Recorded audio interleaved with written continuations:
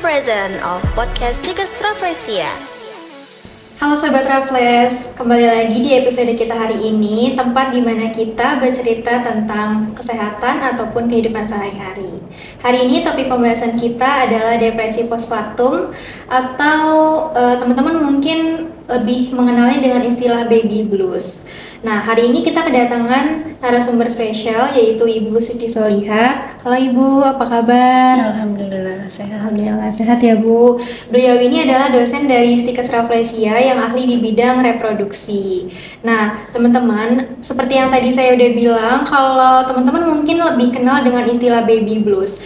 Tapi sebenarnya baby blues ini ataupun depresi postpartum itu adalah dua hal yang sama atau satu hal yang serupa, Bu? Ya, kalau dikatakan sama sih mungkin tidak ya. Baby blues itu gejalanya lebih ringan. Jadi kalau postpartum depresi itu lebih berat gitu ya. Jadi kalau kita bedakan, baby blues itu biasanya muncul di awal-awal setelah melahirkan, kemudian akan menghilang setelah 2-3 minggu setelah melahirkan gitu ya. Kalau memang ditangani dengan baik ya, gejalanya pun ringan dan tidak begitu mengganggu aktivitas si ibunya selama sehari-hari. Tapi kalau postpartum blues itu biasanya bisa jadi kelanjutan dari baby blues sebetulnya ya. Baby blues yang tidak tertangani dengan baik berkelanjutan kemudian jatuh kepada postpartum depresi gitu ya. Biasanya gejalanya lebih berat gitu ya, ditandai dengan kelemahan gitu, kemudian menangis terus-menerus ya. Stres esteem yang turun gitu ya, kemudian gangguan tidur, gangguan makan gitu ya. Jadi masalah ini sangat mengganggu fungsi si ibu dalam merawat keluarga maupun bayinya gitu ya. Jadi merasa tidak berdaya lah gitu seolah-olah ya. Nah, ini biasanya muncul bisa dari awal ataupun beberapa bulan bahkan sampai setahun sebetulnya kejadiannya gitu ya. Kalau dilihat dari permasalahan ini cukup lumayan berat ya, Bu. Ya. Tapi seberapa umum sih Bu kasus ini di Indonesia sendiri? Untuk saat ini mungkin sudah banyak yang mengenal ya, walaupun tadi mungkin ada beberapa perbedaan ya, tapi sudah banyak propaganda juga karena ini kan mungkin kejadiannya sudah semakin meluas gitu, semakin besar, maka mungkin sudah beberapa juga sudah banyak diberitakan mungkin, kemudian banyak juga edukasi-edukasi terkait dengan masalah ini. Kalau kita lihat sih masalahnya dari secara dunia itu cukup besar ya. Di dunia itu dilaporkan sampai 50% kejadiannya gitu ya. Di kita sendiri walaupun memang tidak sebesar dunia tapi cukup signifikan sebetulnya ya, sampai 20% lah. Bahkan ada yang lebih, ada beberapa penelitian juga gitu.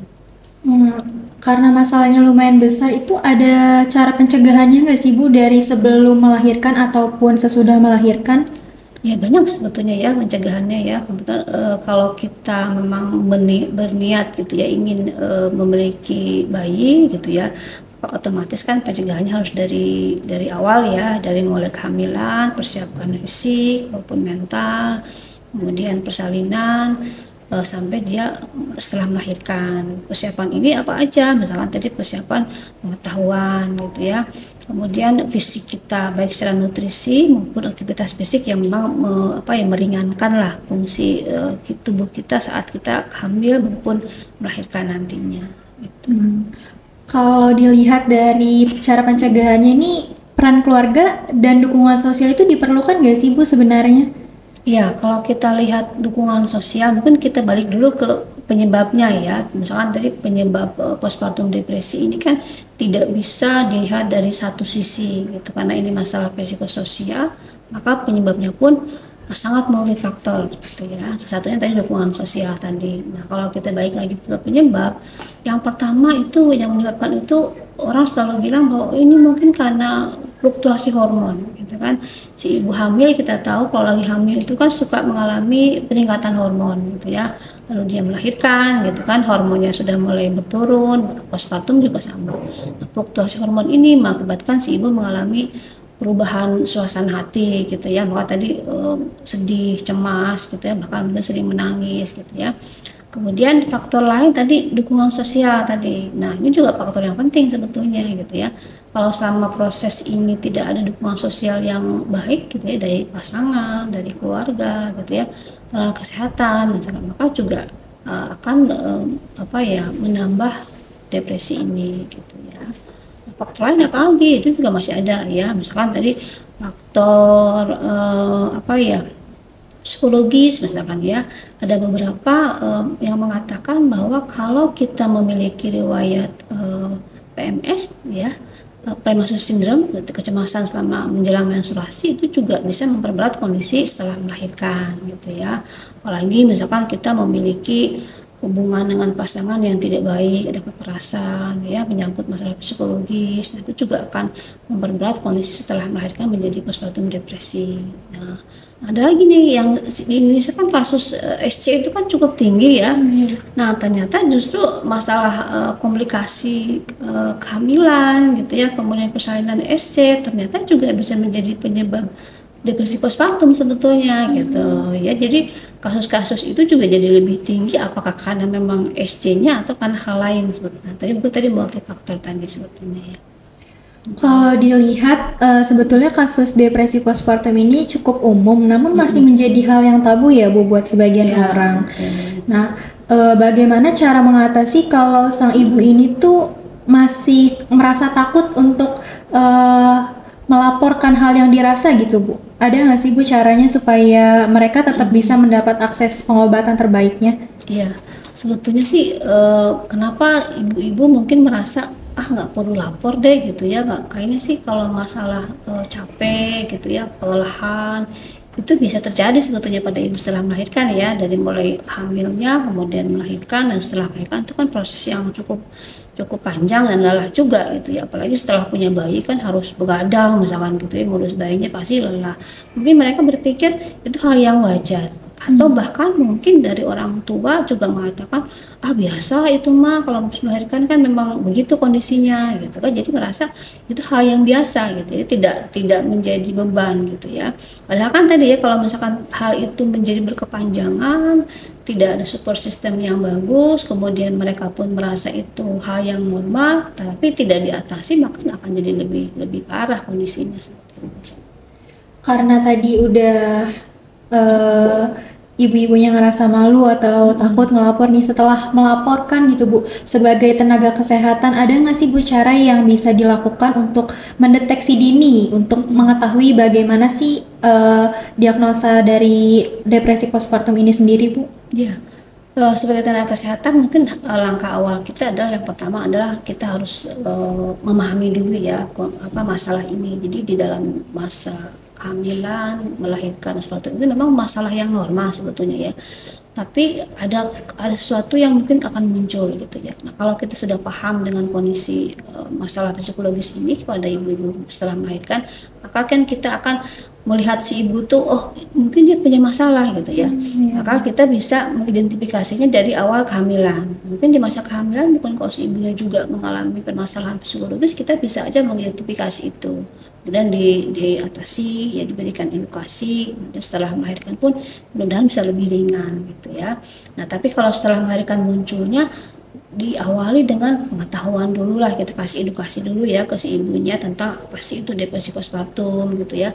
Kemudian kalau si ibu sudah paham, otomatis kan si ibu juga akan menyadari kalau dia punya masalah. Dengan dia menyadari punya masalah, maka dia akan mencari bantuan gitu kan. Nah, kalau dia tidak menyadari, otomatis kan tidak akan mencari bantuan gitu kan. Karena ini kan masalahnya agak sensitif ya, karena masalah-masalah kesehatan mental gitu ya. Kadang orang tadi mungkin merasa malu, merasa kok nggak enak gitu ya. Nanti maka tadi untuk menyadarkan itu dulu dengan pengetahuan, baru mereka akan mencari bantuan itu. Berarti poinnya sebenarnya ada di ibunya itu sendiri ya Bu. Betul. Tapi ada nggak sih Bu perbedaan antara ibu yang tinggal di perkotaan dengan ibu yang tinggal di perdesaan gitu Bu? Karena kan secara lingkungan juga berbeda ya Bu. Itu apakah mereka merasanya berbeda atau gimana Bu?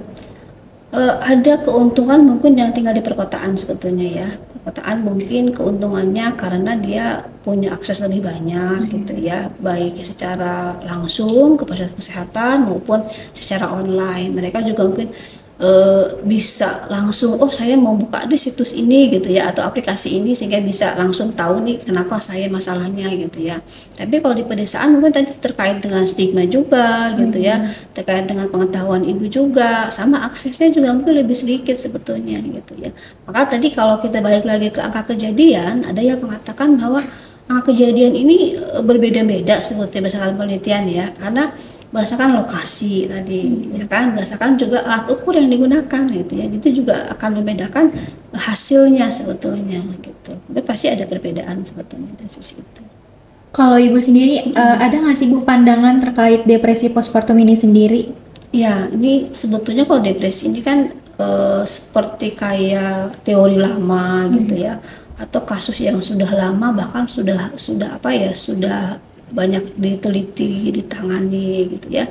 Saya sendiri selalu tertarik dengan masalah ini karena mungkin di kita ini ada kasusnya, tapi proses untuk identifikasi masih belum selalu ada gitu ya. Artinya nggak otomatis kalau ibu setelah hamil, setelah melahirkan tuh coba dia langsung di screening gitu ya, itu mungkin belum ada di kita ya, sehingga tadi ketahuannya biasanya sudah terjadi masalah baru akan tahu kitanya gitu.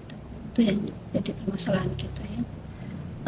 Kalau untuk ibunya mungkin udah ya Bu gitu kan. Kita semua juga udah tahu ya tadi seperti yang dijelaskan oleh narasumber kita gitu.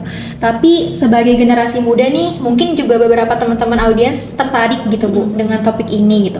Ada nggak sih Bu cara tertentu untuk kita sebagai generasi muda ikut andil di dalam masalah ini gitu Bu? Dan bagaimana cara mendidik generasi muda ini juga supaya lebih peduli lagi tentang depresi ini Bu? Ya, kalau dari sisi generasi muda sebetulnya kalau anak muda sekarang memang sudah sangat aware gitu ya dengan masalah kesehatan mental gitu ya. Kalau zaman dulu mungkin masalah kecemasan itu lebih dipendam sendiri gitu kan. Kalau sekarang kan mungkin bercerita gitu sama orang lain gitu ya. Itu sudah merupakan salah satu bentuk bahwa dia peduli dengan kesehatan mentalnya. Nah, yang paling utama adalah tadi pengetahuan sebetulnya ya. Jadi kalau kita lihat pengetahuan itu bagus, otomatis kan akan meningkatkan tadi kesadaran kita untuk tetap mengetahui gitu ya ke arah mana masalah kita gitu ya. Nah, kalau pengetahuan, kesadaran bagus, nah kita pun akan meningkatkan kepercayaan diri kita kan untuk mencari solusi terhadap masalah itu. Bahkan secara pribadi kita juga akan mengembangkan perilaku-perilaku yang positif supaya masalah kesehatan ini, kesehatan mental terutama ya, itu bisa diatasi dengan baik sebetulnya gitu. Mungkin untuk generasi mudanya ini Bu sudah mau menerapkan gitu Bu, tapi ada kendala di keluarganya gitu Bu, karena beberapa stigma keluarganya itu masih tertinggal gitu Bu, mungkin karena pengetahuannya yang belum cukup gitu Bu. Gimana caranya si generasi mudanya ini mengubah stigma keluarganya untuk lebih peduli lagi terhadap depresi postpartum ini Bu? Iya, itu kan bentuknya dukungan sosial berarti ya. Jadi bagaimana kita bisa merubah bentuk dukungan sosial dari keluarga untuk ibu-ibu atau misalkan calon ibu yang beresiko terjadinya depresi postpartum. Nah, pertama mungkin kita komunikasikan ya, seperti misalkan dukungan kita mengharapkan dukungan sosial dari pasangan, misalkan otomatis kan kita perlu komunikasi dengan pasangannya. Jadi mungkin sebelum menikah itu kita sudah berkomitmen kalau mau menikah, kemudian punya anak gitu ya. Berbagi peran tadi ya, apa malam hari itu apa harus istrinya yang misalnya bangun, apa perlu suaminya juga yang bangun misalkan gitu ya.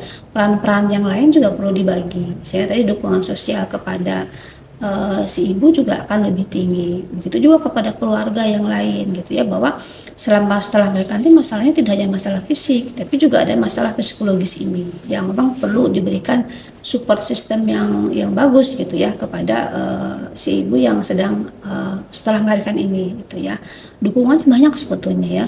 Dukungan itu tidak hanya dukungan dari bantuan aja gitu ya. Pertama dukungan emosional. Jadi misalkan dari pasangan maupun dari keluarga bisa memberikan dukungan emosional berupa peningkatan kepercayaan diri gitu ya. Jadi kalau misalkan punya masalah didengerin aja sebetulnya, keluarga itu mendengarkan gitu ya, itu sudah cukup sebetulnya dibanding misalkan tadi itu kan masalah biasa gitu. Jadi kan berarti si ibunya kan jadi ini lagi kan turun lagi tuh kepercayaan dirinya gitu kan.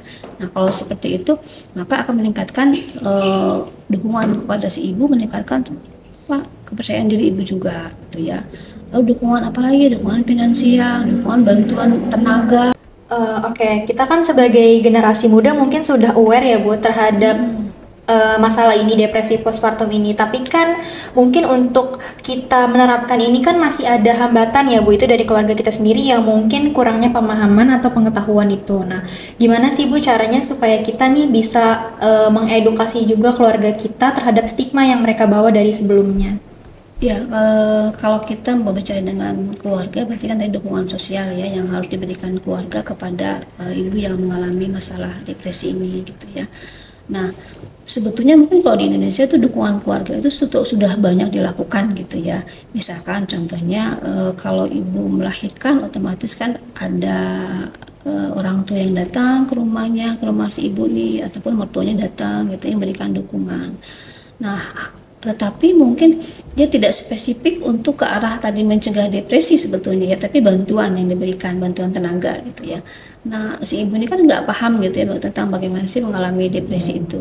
Maka mungkin otomatis suaminya yang sudah paham ataupun ibunya mengharapkan bantuan seperti apa sebetulnya yang ingin diharapkan dari keluarganya. Nah, itu mungkin sebetulnya itu saya dulu ya. Karena kan kalau kita merubah persepsi kan juga agak susah gitu ya. Yang penting si ibu mengharapkan bantuan dari keluarga itu seperti apa. Nah, keluarga bisa mengharapkan bantuan itu dari si ibu itu gitu ya.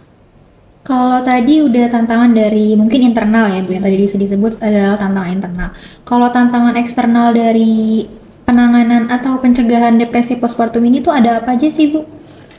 Kalau eksternal sebetulnya sih sudah banyak ya penanganan yang dilakukan pemerintah. Contohnya kan di puskesmas sendiri kan sudah ada edukasi untuk calon pengantin sebetulnya ya, yang bisa menjadi jembatan untuk mencegah masalah ini gitu ya. Kemudian juga ada ANC yang setiap beberapa bulan diberikan kepada ibu hamil gitu ya.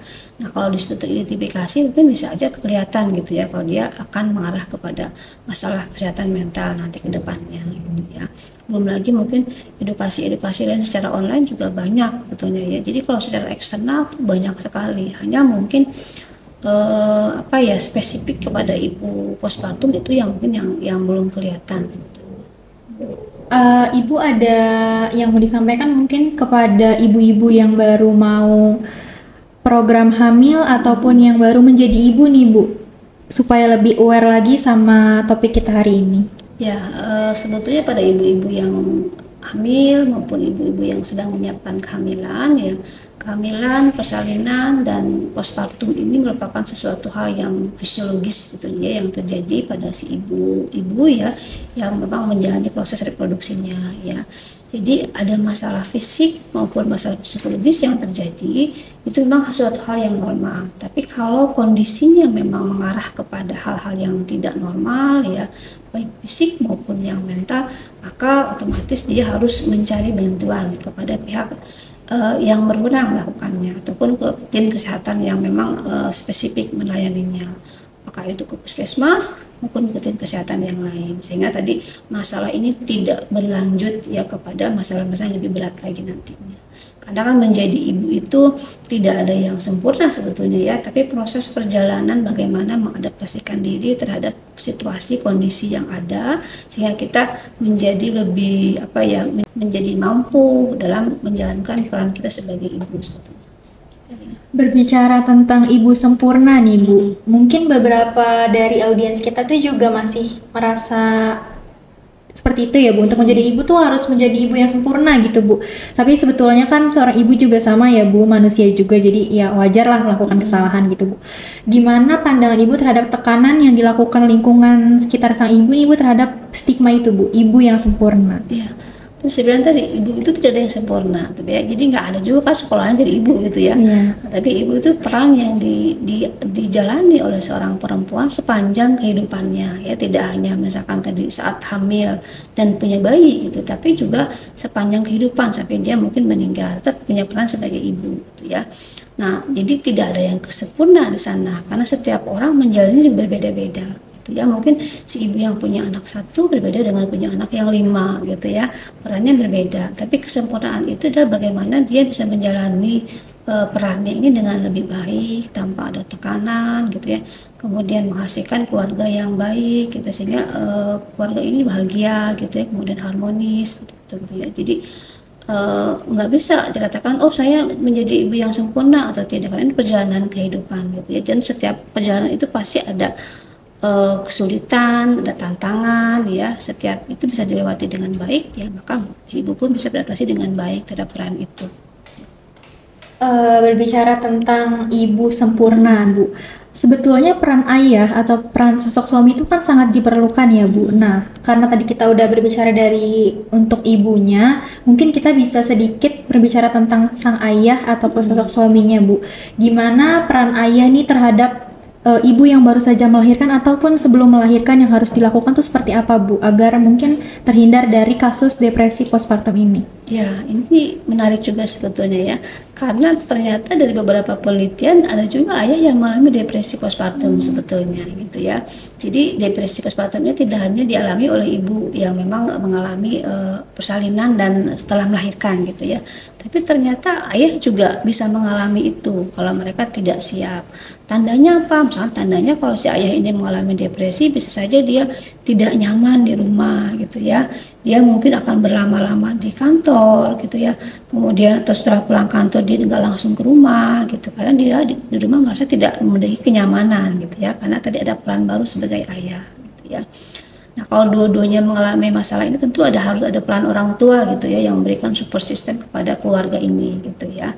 Nah, sedangkan sebetulnya si ayah ini tuh suami ini juga perannya besar di dalam proses mencegah terjadinya suatu depresi ini. Kenapa? Karena dia yang peran utama kan, sebetulnya support system utama bagi si ibu gitu ya. Support utama bagi memberikan informasi tentang bayinya gitu ya. Memberikan bantuan yang pertama, bantuan mengasuh bayi gitu ya. Kemudian juga bantuan finansial juga gitu ya. Kemudian juga si ibu tuh perlu afirmasi gitu di dalam proses mengasuh bayi gitu ya.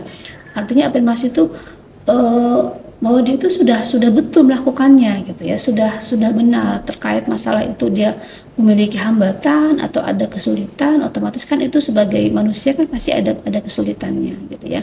Afirmasi positif itu dari mana? Dari kesehatan, dari suami, misalnya dari orang tua gitu ya, sehingga untuk menjaga si ibu tetap punya kepercayaan diri merawat merawat bayinya atau melewati fase postpartum ini dengan baik. Jadi betul-betul peran suami itu sangat besar ya. Selain itu juga tadi suami juga harus bisa berbagi peran gitu ya.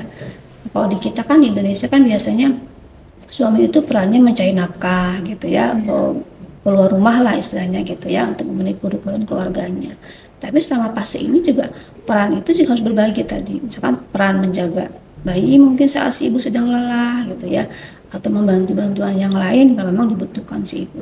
Jadi peran itu perlu dibicarakan dengan suami gitu kan, bicara saat nanti punya bayi peran apa yang akan dibagikan gitu ya, sehingga tidak ada jadi si suami juga merasa lelah, si ibu juga merasa lelah gitu. Akhirnya tadi konfliknya malah lebih panjang akhirnya gitu kan, karena tidak berkomunikasi dari awal tentang peran yang dibagi itu. Tadi kita udah ngomongin tentang gimana cara ibu ya, Bu, untuk mengatasi permasalahan depresi postpartum ini. Kalau untuk ayahnya sendiri nih, Bu, gimana cara mereka untuk bisa aware lebih lagi daripada sebelumnya terkait depresi postpartum ini? Ya sama ya, kalau berarti kan kasusnya sama dengan si ibu ya, sama-sama mengalami masalah depresi selama postpartum gitu ya. Nah, pertama tadi mungkin tetap berkomunikasi ya, kemudian berbagi peran dalam keluarga, kemudian si ayah supaya aware tetap mencari informasi terkait dengan permasalahan yang mereka alami gitu ya, sehingga kan kenyamanan akan muncul di dalam keluarga gitu ya. Kalau memang masalahnya berat, otomatis mereka harus mencari bantuan gitu ya, mencari bantuan ke pihak yang lebih ahli di dalam ini gitu ya. Atau misalkan kalau masalahnya perlu berkomunikasi, bercerita sama istrinya, istri juga bercerita sama suaminya, sama-sama express feeling gitu ya, maka juga akan mempengaruhi moodnya gitu kan, akan memperbaiki kondisi keluarga tersebut sebetulnya.